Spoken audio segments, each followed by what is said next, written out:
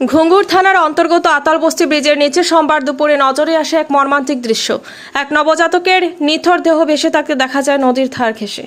দুপুর আনুমানিক 3:30টায় ঘটনাটি নজরে আসতেই চাঞ্চল্য ছড়িয়ে পড়ে গোটা এলাকায়। দ্রুত ঘটনাস্থলে পৌঁছায় ঘুঙুর থানার পুলিশ ফাঁড়ির ইনচার্জ ও তার নেতৃত্বাধীন একটি দল। উদ্ধার করা হয় সদ্যজাত শিশুটির মরদেহ।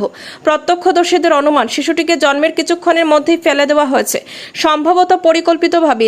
শিশুটি ছেলে না মেয়ে তাও স্পষ্ট নয়, তবে সমাজের এক গভীর ক্ষত আজ আবারও সামনে এলো, যেখানে নবজাতক, বিশেষত কন্যা সন্তান, আজও অনেকের চোখে বোঝা।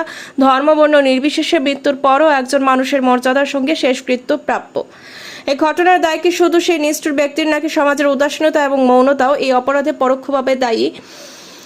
সে কথাই অভিজ্ঞ মহল প্রশ্ন করছেন। ঘটনাটি সমাজের বিবেককে নাড়িয়ে দিয়েছে। শিশু জন্ম মানেই সে একটি প্রাণ, তার অধিকার, সম্মান ও সুরক্ষা নিশ্চিত করা আমাদের সকলের দায়িত্ব। একটি শিশুকে বাঁচানো মানে ভবিষ্যৎকে রক্ষা করা। সময় এখনই সচেতন হওয়ার। নিউজ ডেস্ক রিপোর্ট, শিলচর সংবাদ।